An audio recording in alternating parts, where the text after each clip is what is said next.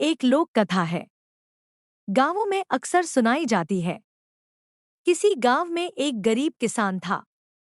घर में उसकी पत्नी और वो दो ही लोग थे। उनके दिन गरीबी में गुजर रहे थे। किसान के पास कुल जमा एक गाय और 2 बोरी अनाज ही था। पति पत्नी दोनों ही दिन रात अपने भाग्य को कोसते रहते, भगवान से शिकायत करते कि उन्हें इतना गरीब क्यों बनाया। इसी तरह से दोनों के दिन गुजर रहे थे। एक दिन गांव में एक साधु आया।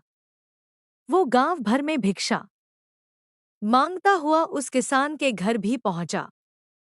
जैसे ही साधु ने किसान के घर आवाज लगाई, उसकी पत्नी और उसने अपने भाग्य को कोसना शुरू कर दिया। तुम्हें हम क्या दान दें महाराज, हमारा तो खुद का जीवन भिखारियों सा ही गुजर रहा है। ना कपड़े हैं ढंग के, ना घर में अनाज है।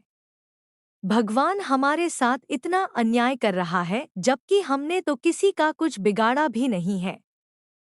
साधु उनकी समस्या समझ गया। उसने कहा, देवी, भाग्य भगवान नहीं बनाता, हमारे कर्म ही भाग्य बनाते हैं। भगवान तो केवल कर्मों का फल दे रहा है।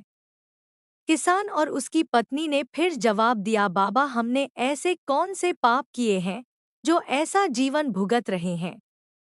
हमने तो कभी कोई पाप किए ही नहीं। लेकिन कभी भी घर में एक गाय और 2 बोरी अनाज से ज्यादा कुछ रहता ही नहीं। साधु ने कहा, अगर तुम ज्यादा धन चाहते हो तो मैं एक उपाय सुझाता हूँ। अगर तुम मेरा कहना मानोगे तो जरूर तुम्हारे पास भी बहुत धन और संपत्ति होगी। दोनों पति पत्नी साधु के चरणों में बैठ गए। दोनों ने कहा कि जो आप कहेंगे हम वो करेंगे। साधु ने कहा, तो सबसे पहले अपनी ये गाय और 2 बोरी अनाज इसे भी बाजार में जाकर बेच दो। पति पत्नी दोनों सहम गए। महाराज, अगर ये भी बेच दिया तो हमारे पास तो कुछ बचेगा ही नहीं, हम तो और कंगाल हो जाएंगे। दोनों ने जवाब दिया। साधु ने समझाया, मैं जो कह रहा हूं वैसा करो, अगर नुकसान हुआ तो भरपाई मैं कर दूंगा। मैं तुम्हें फिर से एक गाय और 2 बोरी अनाज ला दूंगा। डरते डरते दोनों राजी हुए। किसान ने बाजार में जाकर गाय और अनाज को बेच दिया। धन लेकर घर लौटा। फिर साधु ने कहा, अब एक काम करो, इस धन से उन गरीबों को डोट भोजन कराओ जिनके पास खाने को कुछ नहीं है। किसान ने वैसा ही किया।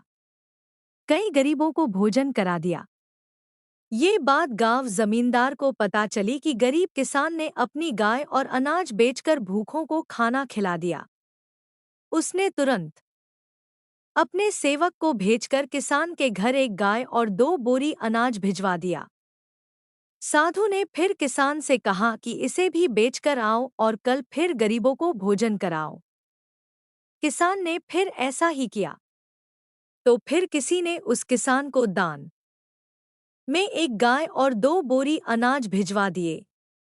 साधु के कहने पर किसान रोज गरीबों को इसी तरह भोजन कराता रहा और उसके यहाँ रोज दान आने लगा। लोग उसकी मदद करने लगे कि ये किसान गरीब होकर भी भूखों को भोजन कराता है। धीरे धीरे उस किसान की ख्याति दूसरे गांवों में भी फैल गई। धीरे धीरे दान आने का दायरा बढ़ता गया। बहुत दिन गुजर गए। किसान गरीब से संपन्न हो गया। उसने एक दिन साधु से पूछा कि अचानक मेरे भाग्य में इतना अनाज और धन कैसे आ गया। साधु ने उसे समझाया कि तू इस धन से दूसरों को भोजन करा रहा है, ये उन्हीं के भाग्य का धन है जो भगवान तुझे दे रहे हैं। मित्रों, कैसी लगी यह कहानी? अच्छी लगी हो तो लाइक कीजिए और ज़्यादा से ज़्यादा शेयर कीजिए। प्लीज़ सब्सक्राइब कीजिए। फिर मिलते हैं नई कहानी के साथ।